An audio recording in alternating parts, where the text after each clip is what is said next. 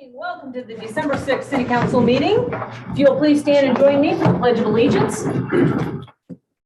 I pledge allegiance to the flag of the United States of America and to the republic for which it stands, one nation, under God, indivisible, with liberty and justice for all.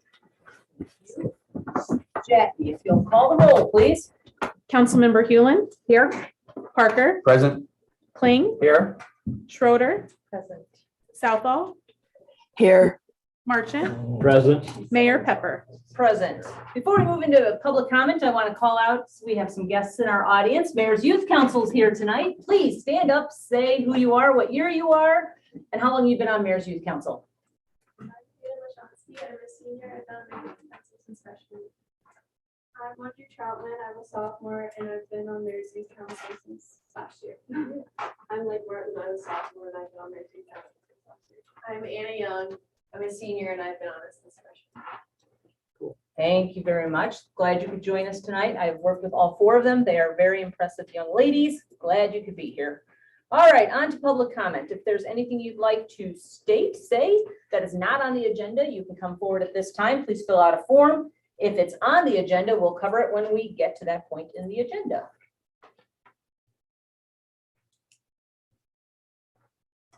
And then have you filled out a form? No, Okay. but I will. I get it. Perfect. Deb White, 1406 South G Street. And I just wanted to say, I'm not here, I'm not angry. I'm disappointed. At your special meeting, I understand you were here to do the search committee. But I was disappointed that the public comment thing was on there on the agenda. When even asked if there was someone here. There was only one person, as I understand, that wanted to speak. It would have taken 3 minutes. And unanimously voted still to not let one person speak. And that's kind of why you're here, is for your constituents. The other thing is, and I know you're sick of this topic, is the IMU thing. And I just want to say that I have worked with Adam, with both of the guys, Rosca. Adam, I've even worked with at Simpson in 2002, I think it was, when he came to Simpson. And I worked side by side with him the whole time he was at Simpson. And, you know, it just disappoints me again that you find that they're not good board members, because I'm here to tell you, you will never find two better board members. And, you know, I'm not here to convince you. I'm just here. I've served with them both for many years. And it's too bad. And you'll never find Adam Voights is, I've never seen anybody so meticulous. But, you know, I just felt, to be honest, I didn't want to come when everybody was here about the whole thing, because I was angry then. And I'm just sad about the whole thing now, because I'm telling you, without them, the fiber, it would have made things a lot slower and a lot more difficult. So thank you for listening. Thanks, Deb. Anybody else? Okay, seeing none, hearing none, we'll move on to consent agenda. I think we need to pull B, approval of claims. So anything else need to get pulled, council? Mayor, Yeah. letter I would like to pull that, and we can talk about that when we get to it. Okay, so we're pulling I and we're pulling B. Motion to approve the balance of the consent agenda. Second. Questions, comments? Jackie, please. Councilmember Hewlin. Aye. Parker. Abstain. Kling. Aye. Schroeder. Sorry. Aye. Sorry. You're almost there. Yeah. Sorry, I was already on the other stuff. He's an I, okay. Kling. Aye. Schroeder. Aye. Southall. Aye. Marchant. Aye. Motion carries. All right, let's talk about claims then. We'll take a motion on those. Motion to approve claims. Second. Jackie? Councilmember Hewlin, Aye. Parker, Now I'll abstain. Kling, Aye. Schroeder. Aye. Southall, I, Marchant. Aye. Motion carries. On to I, which is third consideration of an ordinance regarding a request from JK Management LLC for a right-of-way vacation and conveyance of a portion of the north-south alley that lies west of lots 15 and 16 of the plat of Jones and Windmills, addition to Indianola, Warren County, Iowa. And Mayor, really quick on this one. So before we get to it, I spoke with a neighbor out here a few days ago on this. I had a few questions. I had then followed up with the applicant. There's a few things that we need to finalize on this before we have third consideration. So I would just request that this item get delayed until your next meeting on December 20th. Does it need to be tabled or just delayed? Motion to continue to date certain. So motion to continue to the next meeting. I move that we continue to item I, third consideration of ordinance regarding a request from JK Management LLC for right-of-way vacation and conveyance, portion of the north-south alley that lies west of lots 15 and 16 of the plats of Jones and Wendell's, addition to Indianola, Warren County, Iowa. To the next meeting of December 15th, 2020, for 20, whatever. Sometimes you're. Sometimes. Okay, and then the second was Gwen. All right, questions, comments? Jackie, please. Councilmember Kling, Aye. Schroeder, Aye. Southall, I, Marchant, Aye. Hewlin, Aye. Parker. Aye.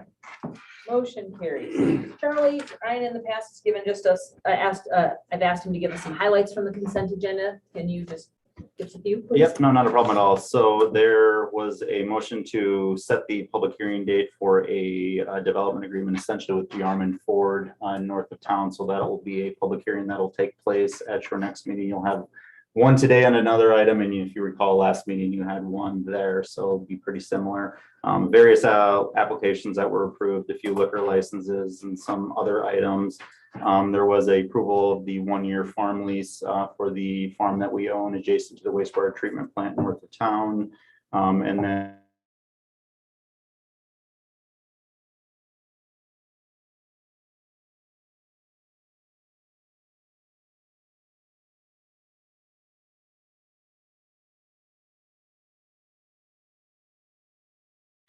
On to council reports. I know we have some follow-ups from the last time. I think Councilmember Kling, you're up first with Metro Advisory. Okay, I apologize. I should have had this last time and forgot, but what we had Polk County Health Department give us a COVID update, and as of November 9th, hospitalizations, they were at 8%. They'd like to see it 4%.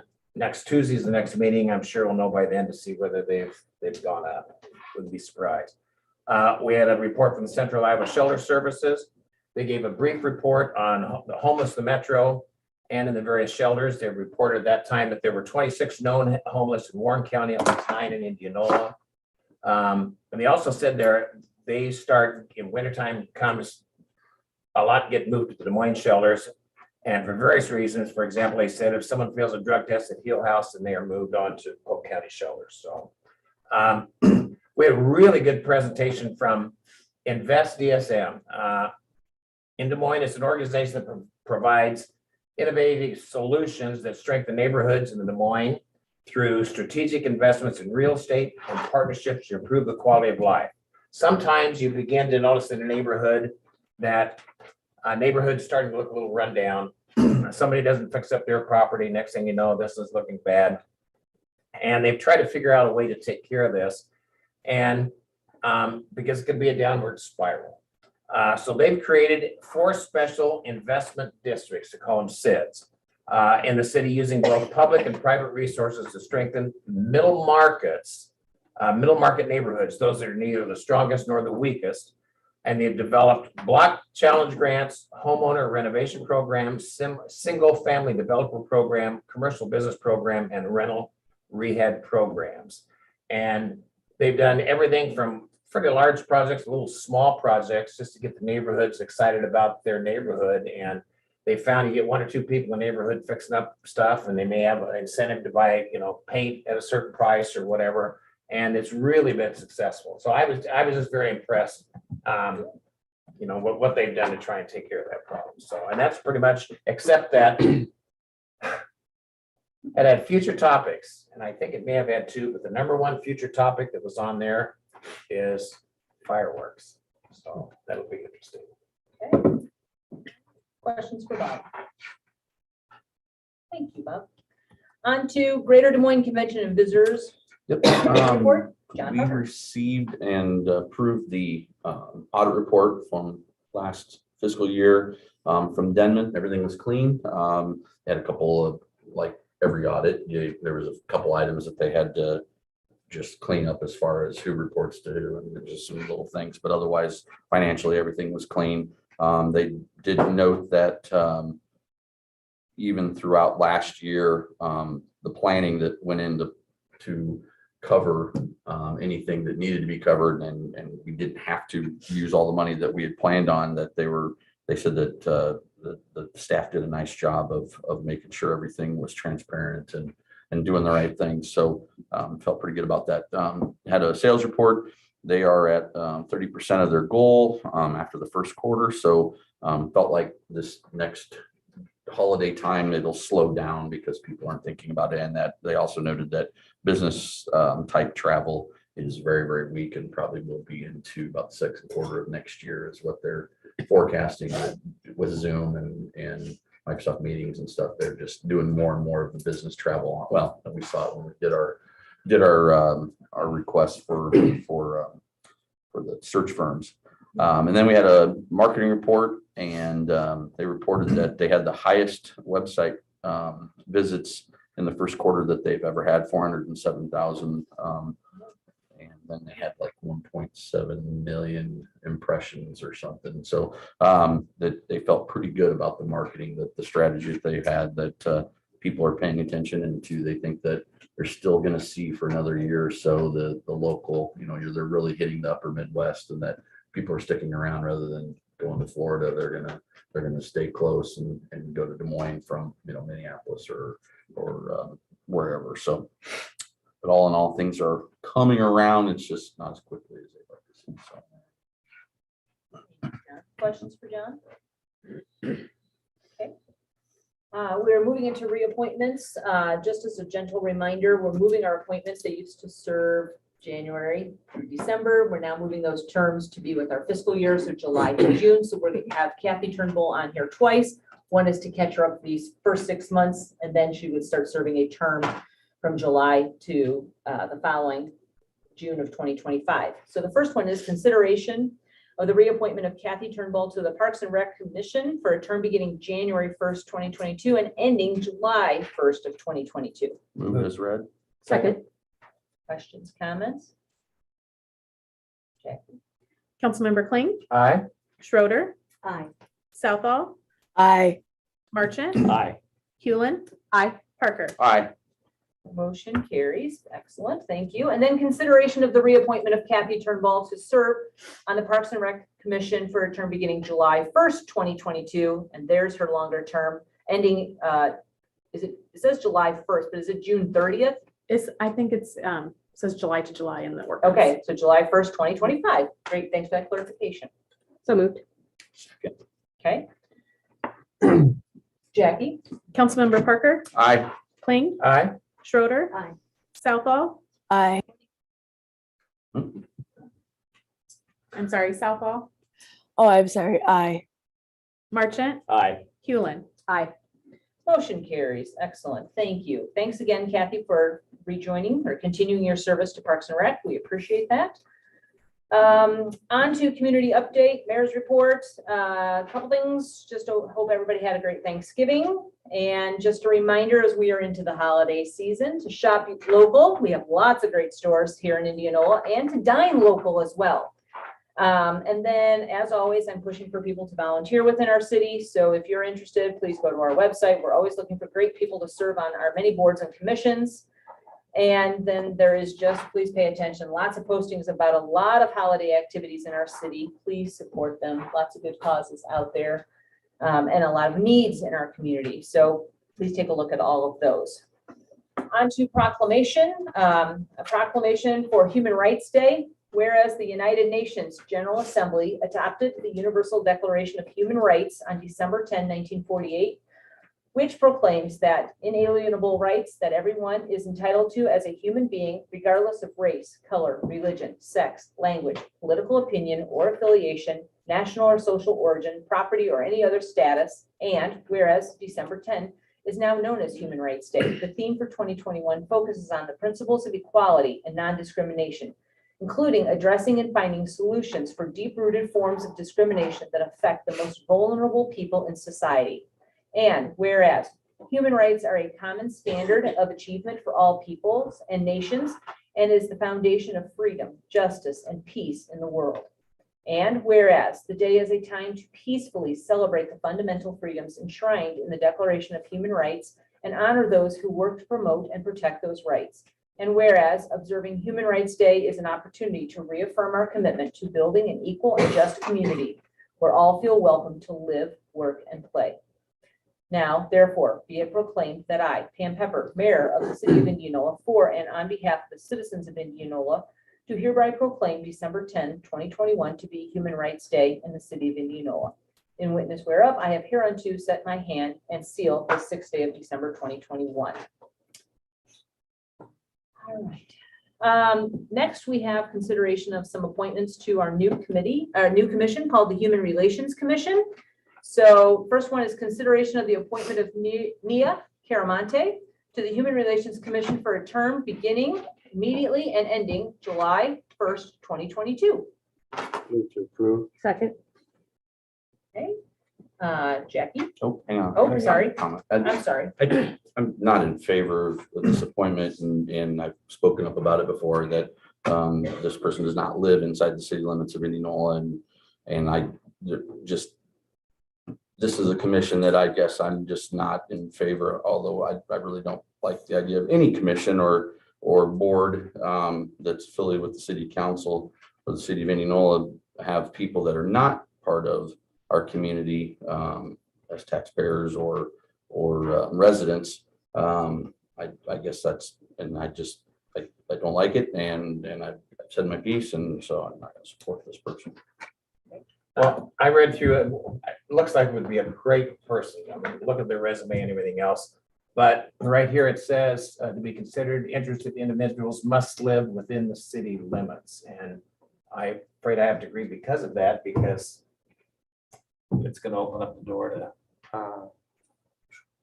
That's not accurate. Oh, it's not? Oh, okay. It's wrong on the form.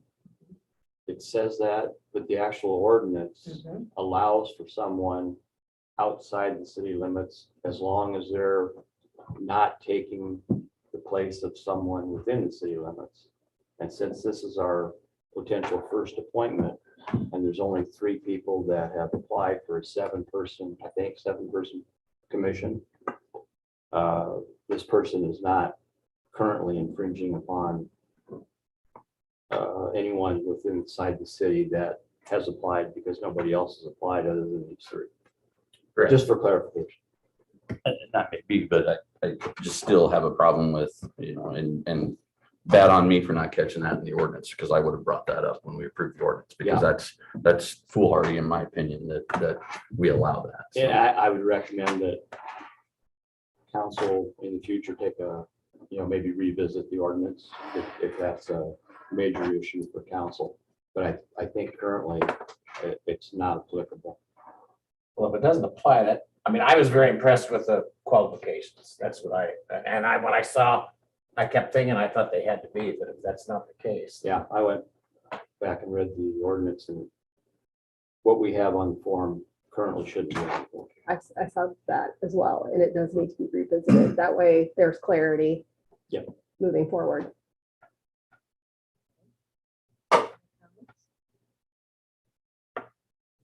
Jackie, I'm sorry. Do we have a vote or a motion? Yes. Yeah. Yep. Okay. Are you ready? Okay, Jackie?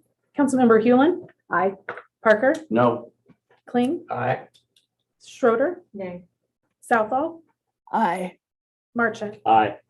Motion carries. Welcome aboard, Nia. Second one is consideration of the appointment of Tara Elcock to the Human Relations Commission for a term beginning immediately and ending July 1st, 2023. Move to approve. Second. Questions, comments? Jackie, please. Councilmember Hewlin. Aye. Parker, Nay. Kling, Aye. Schroeder, Nay. Southall, Aye. Marchant, Aye. Motion carries. Welcome aboard, Tara. And third is the consideration of the appointment of Nick Malstead to serve on the Human Relations for a term beginning immediately and ending July 1st, 2024. Move to approve. Second. Questions, comments? Jackie, please. Councilmember Hewlin. Aye. Parker, Nay. Kling, Aye. Schroeder, Nay. Southall, Aye. Marchant. Motion carries. Thank you. Welcome aboard, Nick. We have 3 of our new commission members to the Human Relations Commission. All right, on to public consideration, old business, Chapter 3 amendment. We need to hold a public hearing regarding amendments to Chapter 3 regarding ward and precinct boundaries within the city as required by law in response to the change in population realized from the 2020 U.S. Census. Move to open a public hearing. Second. Jackie, please. Councilmember Kling, Aye. Schroeder, Aye. Southall, Aye. Marchant, Aye. Hewlin, Aye. Parker. Aye. Motion carries. We are now in a public hearing, so we'll start first with Charlie just giving us a good overview so we have an understanding. That's weird. Give me 1 second. We're not getting this thing to. No problem. There we go. Okay, just have to figure out how to get this moving forward. So, okay, really quick, as council is aware, with the census that recently was completed here for year 2020, there are several redistricting items that are taking place within the state and at the national level. One of the other things that cities have to worry about are re-precincting, which is redrawing the boundaries of precincts and wards within the city. These must be submitted to the Secretary of State by January 3rd of 2022. The way the law reads, it's 60 days after the governor signs the redistricting plan into law, and that 60 days would fall on January 3rd of 2022. Because of that, we are recommending when we get to the consideration of ordinance here that you waive second and third consideration. Back up really quick, you'll see January 3rd, that's actually what we could have as third consideration. However, the Secretary of State has to review the new wards and precinct boundaries. And if there's any changes that the Secretary of State has to make, and we're past that January 3rd deadline, the Secretary of State will make the changes and then bill whatever the cost to make those changes were back to the city. So I think it is indicative that we kind of get moving on this sooner than later. Obviously, with the delay in census data coming down, I think we have an exception just based off this census year and because of the COVID year and everything like that. So, and then with that, we noted on here that the county auditor has reviewed the plans and has no comment. I know in the memo that we included that the county auditor had not gotten back to us yet, but we did receive word from them on Friday that they were okay with the plans that are in front of you. So with that, first we looked at our ward boundaries. As council's aware, we have wards 1 through 4 currently in the city. When we're looking at new ward boundaries, we had to look at a few things. First of all, we had to make sure that they followed the current precinct boundaries. They were contiguous territory. They had to be as compact as possible. And they had to be as close to the ideal ward population as possible. So that ideal ward population is essentially what the population is for the city, which was 15,833. Divide that by 4 and you get that 3,958. So this is the existing ward and precinct map that's within the city. As you can see, again, Ward 1, Ward 2, Ward 3, and Ward 4. And what we have proposed pretty much looks the exact same thing. There's a few changes that I'll point out. So if I go back to the existing one, you can kind of see where the wards all meet down here generally in this area. We kind of clean that up a little bit so they're a little bit more contiguous. So right at D Street and Clinton is where the 4 wards would meet. One change we did have to make just to get some population increase in Ward 4, the neighborhood here, which is the Ashton Park and Prairie Glen neighborhood. We included that into Ward 4 that is currently in Ward 1, so that would move to Ward 4. And then there was some area over here in this subdivision right here. Half of that, well, not half of it, but a piece of that subdivision was in Ward 3, with the majority of it being in Ward 2 we moved that entire subdivision into Ward 2. And to make up for that, we moved a little area down here into Ward 3. So just a few minor changes on those. Any questions on the wards before we move to precincts? Okay. And then precincts, so what the precinct says is you cannot have a precinct larger than 3,500. So with that, when we had the 4 wards in there, essentially we are sitting at 7 precincts right now. We had to add an 8th precinct into the city. Again, they have to lie within 1 legislative district. I won't go through all of this stuff. It's all pretty simple, but as we mentioned there in the bottom, Indianola's wards exceed 3,500. So each ward is required to have 2 precincts. And that would require us adding an 8th precinct into the city. So currently it's Ward 4 that only has 1 precinct. The other wards all have 2 precincts. So we're adding a second ward now, or excuse me, a second precinct into Ward 4. And those proposed boundaries, again, 1 and 2 would be in Ward 1, precincts 3 and 4 would be in Ward 2, 5 and 6 would be in 3, and then 7 and 8 would be in 4. So any questions on those? I think that is all we have on those. So again, I guess if there's any other questions on them, I'd be happy to answer them. I think it cleans it up, Yeah. squares it up. That's it. Yeah, it doesn't have some weird Yeah. shapes to it. There used to be. Thank you. Is there anybody here wishing to speak about this issue? If so, please come forward, state your name and address. Seeing none, hearing none, we can go out of public hearing. Motion to go out of public hearing. Second. Jackie, please. Councilmember Hewlin. Aye. Parker. Aye. Kling. Aye. Schroeder. Aye. Southall. Aye. Marchant. Aye. Motion carries. Okay, we're out of the public hearing. Let's do the first consideration first, then we can do a motion after that to waive the second and third if you so choose.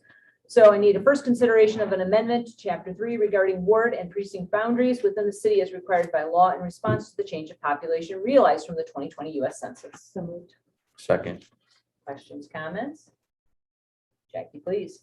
Councilmember Southall. Aye. Marchant. Aye. Hewlin. Aye. Parker. Aye. Kling. Aye. Schroeder. Motion carries. Council, do you want to waive the second and third? I move we waive the second, third consideration. Second. Okay, questions, comments? Jackie, please. Councilmember Schroeder. Aye. Southall. Aye. Marchant. Aye. Hewlin. Aye. Parker. Aye. Kling. Aye. Motion carries. Thank you very much. Next up is TS Investments Limited Liability Company and Phillips Floor Inc. Development Agreement. We need to have a public hearing on a proposal to enter into a development agreement with TS Investments Limited Liability Company and Phillips Floors Inc. Move to go into public hearing. Second. Jackie? Councilmember Parker. Aye. Kling. Aye. Schroeder. Aye. Southall. Aye. Marchant. Aye. Hewlin. Aye. Motion carries. We are now in a public hearing. Charlie, you going to talk about Yes, this? and if council's okay, I'll do it from here rather than getting up and down all the time. So I think as council is aware, Phillips Floor is looking at a relocation project. They are currently located on the north side of town on North Jefferson Way, and they are relocating to North 9th Street. I believe the address is 1605 North 9th Street. That is just south of Hillcrest. As part of this, they're looking at a new 1,700 square foot expansion plus remodel. The minimum improvements require that 1,700 square foot is not right. We'll have to get the exact numbers on that. Right when I said that, I knew that wasn't right. But anyways, the minimum improvements require a total investment of $2.2 million in construction costs. So this is a $2.2 million building that they are in the process of building. The agreement does note that they shall retain a monthly average of at least 50 full-time employees through the life of the agreement.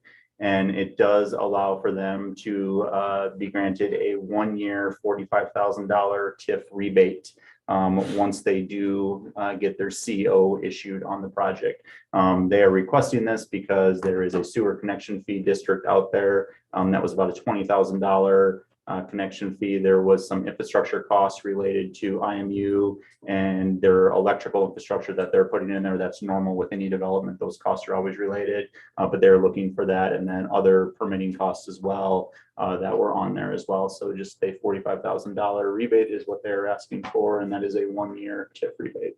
So any questions on that, I would be happy to answer. Charlie? We're essentially covering then the IMU facility. That's a portion of it. Yep. Right. Yep. Yep. I just had a comment, it's 26,358. Yes, that's right. Yeah. I Little think different. that's was a carryover from a previous one, but Right. Thought that building was pretty big. for yeah, Yeah. I said that and I'm just like, wait, no. No worries. Kept us on our toes. Nice job. We're in a public hearing. Is there anybody here wishing to speak about this issue? If so, please come forward at this time. Name and address. Seeing none, hearing none. Council, do you want to go out? Motion to go out of public hearing. Second. Jackie, please. Councilmember Hewlin. Aye. Parker, Aye. Kling, Aye. Schroeder, Aye. Southall, Aye. Marchant. Aye. Motion carries. We're out of the public hearing. And now, how about a resolution approving and authorizing execution of a development agreement by and among the City of Indianola, TS Investments, Limited Liability Company, and Phillips Floor. I so move. Second. Questions, comments? Jackie, please. Councilmember Schroeder, Aye. Southall, Aye. Marchant, Aye. Hewlin, Aye. Parker, Aye. Kling. Aye. Motion carries. Thank you. Thank you, Charlie, for your help on both of those issues. And on to new business we go. Resolution approving an agreement with Snyder and Associates for a stormwater GIS attribute survey. Motion to approve. Second. Okay. AP, are you on? Do you want to talk about this? Good evening, Mayor and Council. This is AP, Public Works Director for City of Indianola. What we have presented is a contract with Snyder and Associates to create a GIS database for the stormwater infrastructure. As you know, the City Council has previously approved the Stormwater Master Plan. As a part of that plan, we have recognized more than $6.3 million of critical stormwater infrastructure projects. As a part of the same plan, creating a GIS infrastructure, a GIS database was prioritized as an important function towards planning and important decision-making, and also locating critical maintenance issues. So this GIS database is very important for an important step towards accomplishing this master plan. Our current GIS database is either inaccurate or incomplete. So we are recommending the council to approve this agreement where Snyder will collect more than, we're estimating that they will collect more than 1,350 stormwater infrastructure and associated pipeline as a part of this GIS database. That's all I have for the presentation. Thank you, AP. Questions for AP, Council? Yes, it's good. All right. Jackie, please. Councilmember Hewlin, Aye. Parker, Aye. Kling, Aye. Schroeder, Aye. Southall, Aye. Marchant. Aye. Motion carries. Thank you. Thanks, AP. And a resolution approving a contract for city manager recruitment. Let me just pause there for a minute. We'll take a motion. You can nominate which firm. So we met last week, heard those presentations. You can pick your firm. We can get a motion on that, and then we can discuss, decide, and then you can vote if you want to agree in agreement with that or not in agreement. And there is some overview information coming from Charlie and Doug. So looking for a motion. The motion in general or the motion for a specific firm? I'm Specific. sorry. For specific. Yeah, I would move that we hire GovHR as the recruitment firm to find our next city manager. Second. All right. Yeah, and really quick, just some background. I think you explained it pretty well there, but there were three firms that we did interview last week for this process. The proposal and the contract for the three firms that were interviewed are included in your packet. I'll let Doug kind of take it from there because he's done a quick legal review of all the contracts and just kind of has a brief summary on those. Yeah, reviewing the contracts, they're all fairly similar as far as the scope of services. I think a couple of the biggest considerations or differences are Baker Tilly agreement called for is the most expensive, but it includes travel expenses for the Baker Tilly people. Baker Tilly also says if their search doesn't pull up anybody you like, they'll do another search and they'll keep doing that until an acceptable candidate is found. They also, if your candidate that you hire resigns or is terminated within 12 months, they'll do another search for free other than travel costs, things like that. GovHR was similar, it's a little less, but it doesn't include travel expenses. So there's kind of a trade-off there. GovHR will also, if you don't like the first slate of candidates they give you, they'll do another one, but they'll only do it once. So if you can't find anybody you like first or second round, the third round you're going to have to pay for. They have the same guarantee as far as the 12 months refund or new search after 12 months. The Hinson didn't speak to additional searches. Baker Tilly is much more expensive if you go outside of the contract. It's $220 an hour. GovHR is like $150. Hinson's much less than that. But they don't speak of what happens if a slate's provided and you don't find a candidate and they don't have the guarantee if the employee is terminated or leaves within 12 months. So those are kind of the biggest differences. Other than that, I think the terminology is a little different on the services they provide, but I think it gets you about the same place. So just my 2 cents worth. Thank you both. We're listening to him, Baker Tilly, somebody, I can't remember who asked the question, have they done Iowa candidates? And they didn't know that information offhand. And I look at it this way, you're going to an Iowa firm, you're presenting information that's on Iowa. Not only should you have that, you should have as many Iowa connections as possible. GovHR, I was very impressed with the lady who gave the presentation. She gave more information in that 20 minutes than I think the others 2 combined. I was very impressed with that. Hinson, I'm not sure if I want people who have full-time jobs working part-time on this. That kind of bothered me. And it was almost a little too friendly and local. I didn't think they came across as professional. So that's why I really thought GovHR was my choice. And the fact that they had 28% return customers. In other words, people were very pleased with them. And they had a really good record of not only in Iowa, but all over of their clients. So They're my pick as well. I do wish we could have a fixed cost, but I understand that that's something that they're more comfortable with. I guess we could approach that, but I was really impressed with them as well. She seemed much more interested in meeting our needs. And I just felt like she would work there, that particular firm would work the hardest for us.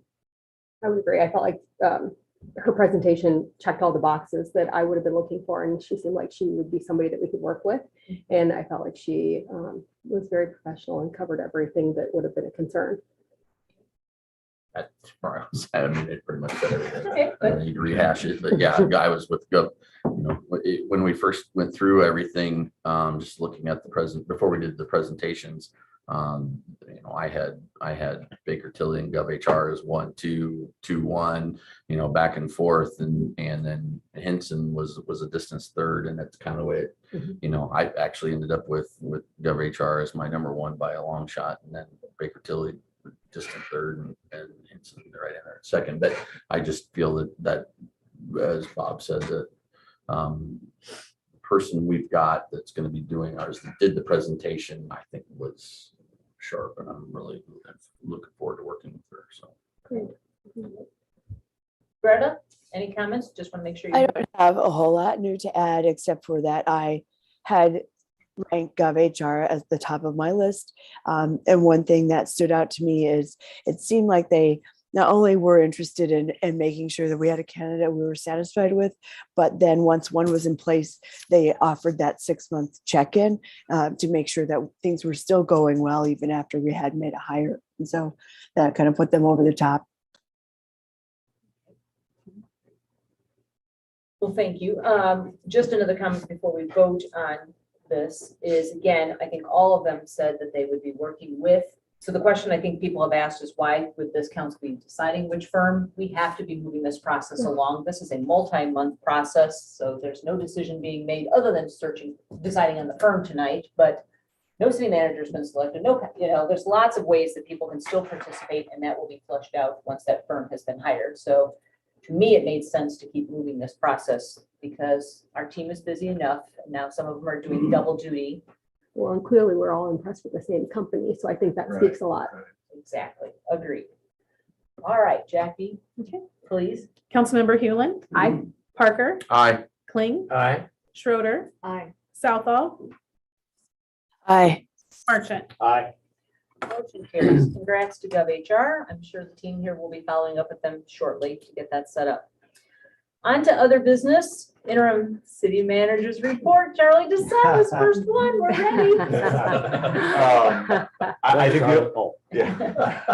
the only thing I wanted to note on here is I think normally we've always had the weekly emails that have been sent out in here. The last 2 weeks, we have not done that as we've been in this transition period. 2 weeks ago, we kind of gave that one to Ryan to do a farewell message in that. And then the week before Thanksgiving, we had just essentially done a happy Thanksgiving short week. So we just didn't have much stuff going on there. We did get one out last Friday, so that one will be on, and we do plan on doing those moving forward. But I just wanted to make sure everybody was aware. We have not stopped doing those. We just took a little bit of break while we were in the transition. So other than that, I don't have anything to add unless there's any questions. Questions for Charlie? Thank you, Charlie. Thanks for stepping into this role. Let us know how we can always help you. Next item on the agenda are 3 closed sessions, and then after that is an adjournment. So I need a motion to go into closed session, and then we will cease for the evening with the public, but council will continue to move forward. Move to go into closed session. Second. We need to have the. Yeah, I'll say it. Okay. It is to go enter into closed session in accordance with the Iowa Code Section 21.51C to discuss strategy with legal counsel in matters that are presently in litigation or where litigation is imminent and where its disclosure would be likely to prejudice or disadvantage the government. Motion and second, okay? Jackie, please. Councilmember Southall, Aye. Marchant, Aye. Hewlin. Aye. Parker, Aye. Kling, Aye. Schroeder. Aye. Motion carries. We'll go into closed session in just a minute. Greta will call you. Thank you. Thank you, everybody. Thanks for being here. Thanks for our youth council.